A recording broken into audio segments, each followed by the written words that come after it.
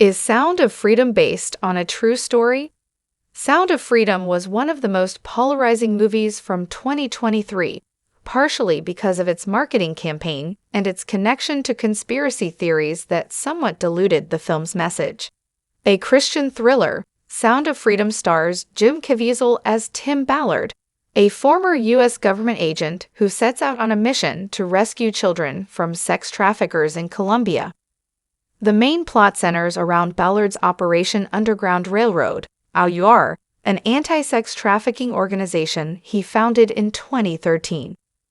Sound of Freedom was a huge success, making $250 million against a $14.5 million budget, making it one of history's most successful independent films.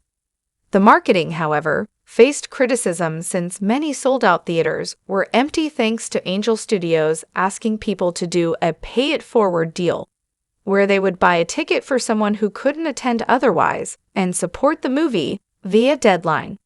However, the biggest criticism was aimed at the accuracy of the film and its leaning into various conspiracy theories.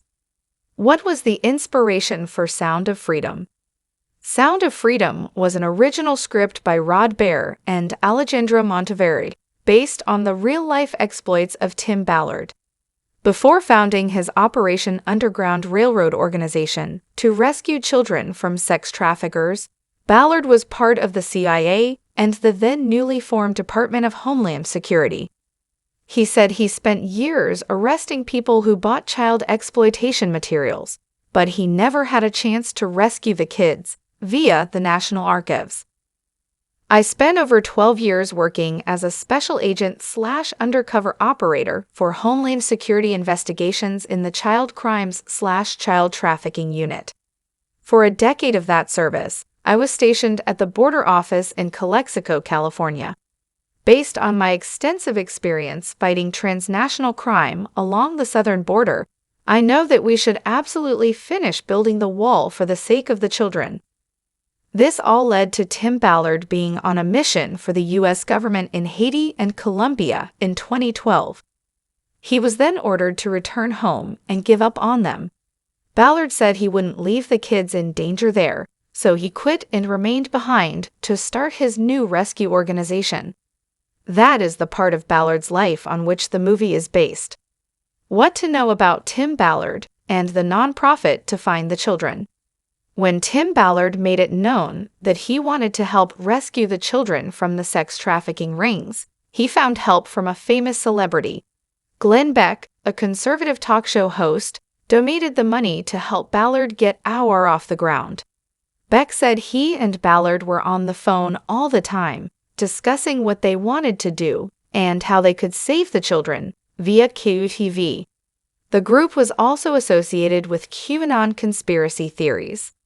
Beck started the Nazarene Fund, an anti-trafficking organization that named Ballard the CEO.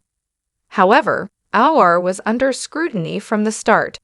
The Justice Department issued a warning that no task force group should partner with AUR or provide AUR with any resources, equipment, personnel, training, via the New York Times. The group was also associated with QAnon conspiracy theories, while Ballard pushed the group's mission statement of rescuing sex-trafficked women.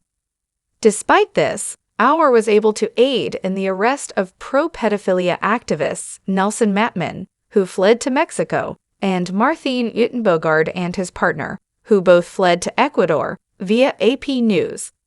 Unfortunately, Ballard's association with the group he founded ended on a bad note when several women accused him of sexual misconduct and grooming, and AUR removed him as its leader via Vice.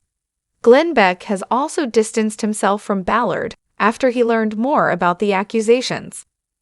One was inaccurate in Sound of Freedom. Sound of Freedom was mostly an account of Tim Ballard's time spent running Operation Underground Railroad. However, when asked about accuracy, Tim Ballard said, "Every bad guy is real." In fact, the movie was cut because it got too long. They had cards at the end, telling you every bad guy's real, every kid is real, and it told you where they are today via YouTube. Ballard also claimed that the movie showed they rescued 54 kids, but he said they actually rescued over 120 of them. With that said, the real rescue event saw 25 Colombian special operatives raid the party to arrest 5 suspects and rescue 54 victims. Only 29 of them were minors, which means the movie and Ballard's later claims exaggerate the event, via CBS News. The part of the movie with the woman pretending to be a talent recruiter to capture the children was also true, as it was based on a former beauty queen named Kelly Johanna Suarez.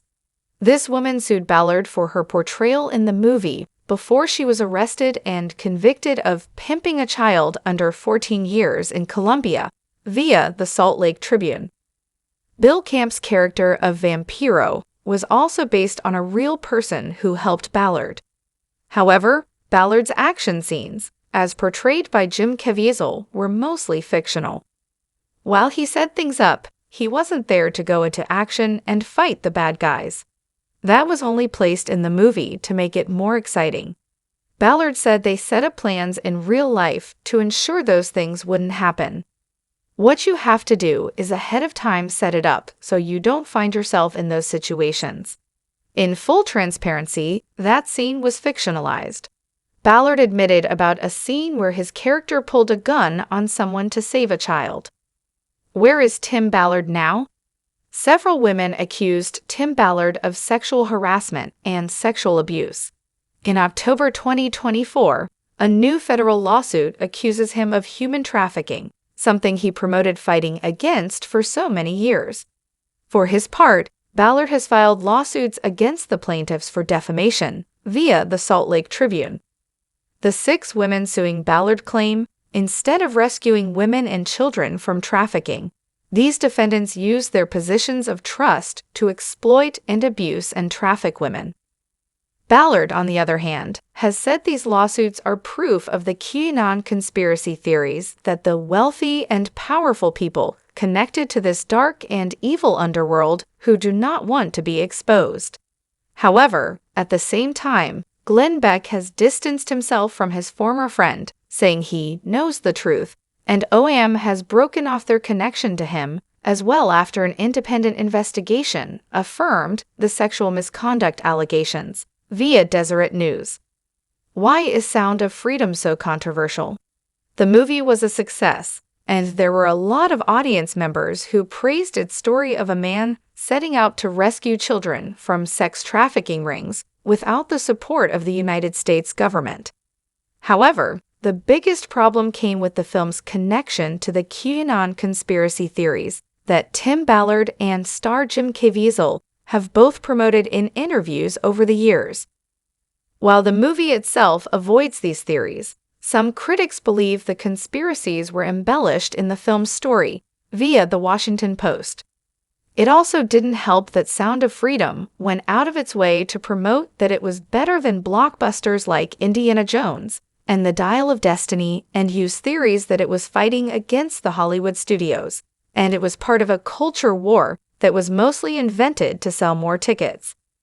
While it was a massive success considering its budget, it remained a runaway hit when it hit VOD, and thanks to its Crucian-based audience, it ended up as one of 2024's most watched movies along with Barbie and Oppenheimer.